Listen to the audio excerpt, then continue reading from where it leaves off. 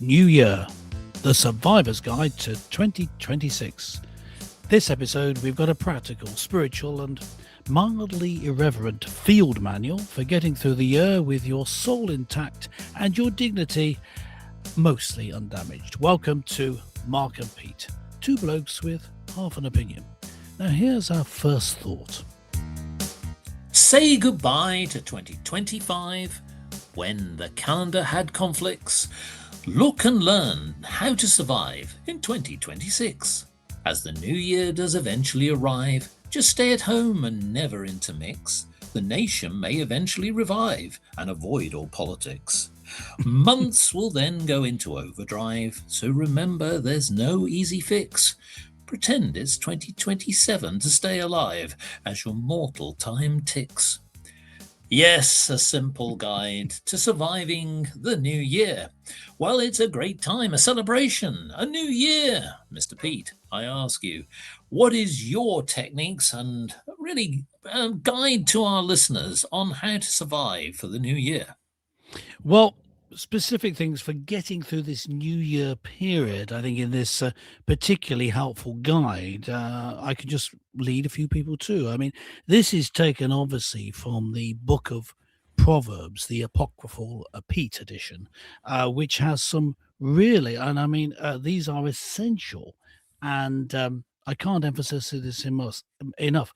Absolutely essential stupid new year suggestions. So Yes. one thing I would say is every new year to get through this period, particularly on late New Year's Eve going to New Year, you must, I think you'd agree with this, Mark, you must sing Old Lang Syne with absolute confidence, but with no knowledge at all of the actual words.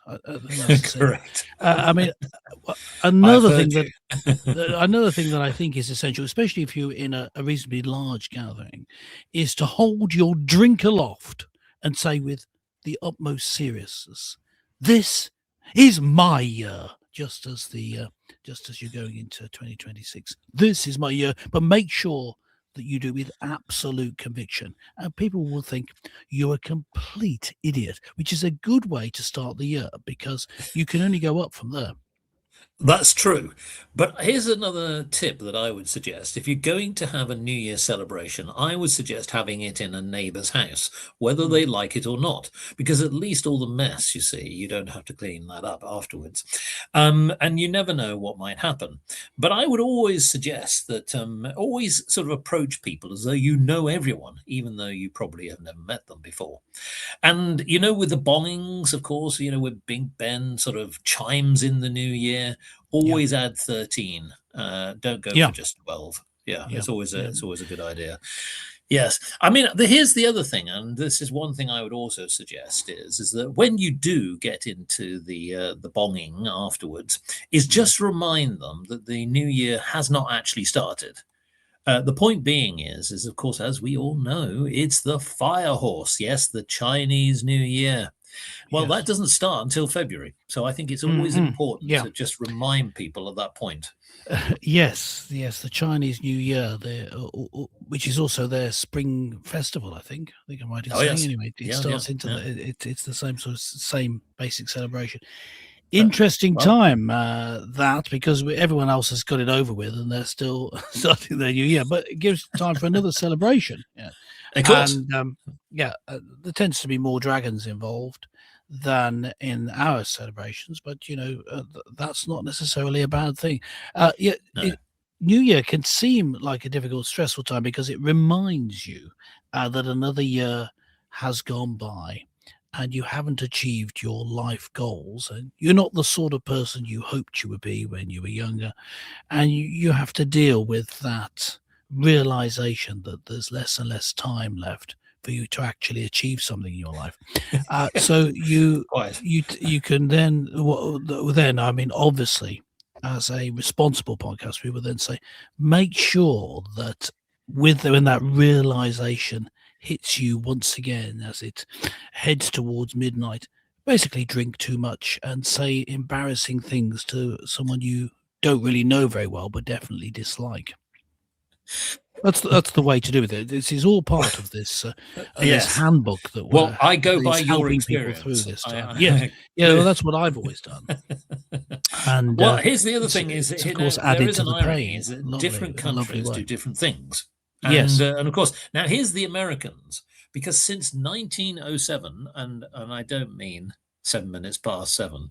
What I'm saying is, in the year 1907, New York City's Times Square has hosted its iconic ball drop.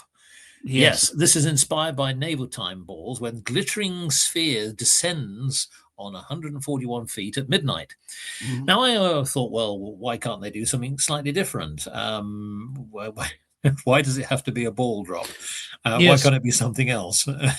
Well, what I think is that what I've noticed is with looking at the political situation in Britain, the Americans might do a ball drop, but we do a balls up practically all Exactly. year. So, Correct. ballsing things up all year is our contribution to world culture, starting with the Well, New Year celebration, I the think. the Philippines have got a new sort of very as we go around the world. The Philippines have a New Year's celebration. It's all about circles, meaning symbolizing coins and prosperities. Whereas, yes, Britain is just going around in circles.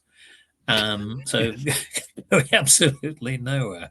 Now, yes, here's the other thing, which is in yes, Italy.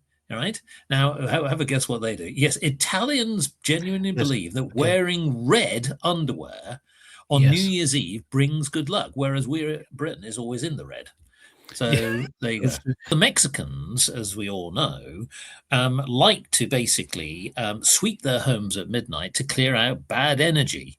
Well, there you go. Well, Britain has got a very high energy bill, so that Yes. might be something Yes, to that might consider. But help. I Yes. like the next one, which is South Yes, go Africa. ahead. They throw out old furniture, it Ah. gets hurled out of windows. Oh, And okay. that Yeah. is amazing. I mean, this jaw-dropping tradition symbolizes letting go of the past. It is a very good idea. I think that's an excellent one. I've done that Yes. with your furniture, of course, but I was that was wondering where it had because gone. Yeah. now in Switzerland, people celebrate the new year by purposefully dropping ice cream on the floor as a symbol of abundance. This quirky Yes. tradition may sound wasteful, but for the Swiss, it's a gesture of hope, prosperity in the coming year. Unless, of course, you are the unsuspecting person who happens to step in it and slip up on your backside. Yes, there were these strange Well, rituals. yes, interesting. Now, I just to add to my recent comments, what I was just saying about how that realization that you've never amounted to anything hits you as another year slides by. Um, there's a Bible verse I've got for you. This is from an equally depressing part of the Bible, Lamentations, Ah, Lamentations yes. 3:22 to 23, in which it says this. This is interesting because it is talking about a disastrous time when you failed or people have failed you or the world hasn't gone how you wanted to, and it's all very depressing. And it says, because of the Lord's great love we are not consumed, for his compassions never fail, they are new every morning. Great is your faithfulness. So the your being God, it turns into a hymn to God. That new every morning bit is used in several worship songs. The this bringing people to worship of God because they realize however much they may have messed up. Now, you personally, I recognize I was generalizing there. I was more talking about myself, but the you may have had a brilliant year and you maybe have surpassed all expectations of the sort of person you wanted to be and be a great success. But still, for you and for all the normal people around, God's great love for us means that we are not consumed, however depressing life might be, or however good life might be. God still loves us, and every morning still loves us. And every morning, even on New Year's Day, for all of 2026, God will still be with us. So there's no need to panic. Here's a thought just to sort of conclude this special episode. It's all about New Year, but the same old feeling. The mark of the new year commences on January the 1st, celebrated with fizzing fireworks that light up and burst. The drinks all flow quickly to quench an enthusiastic thirst in the atmosphere of hope where folk are immersed. Then by January the 2nd, most of the joy has dispersed, because being back at work signals the revelry has reversed. By now you've broken resolutions as you cussed and cursed, and the start of the year already feels like the worst. Happy New Year.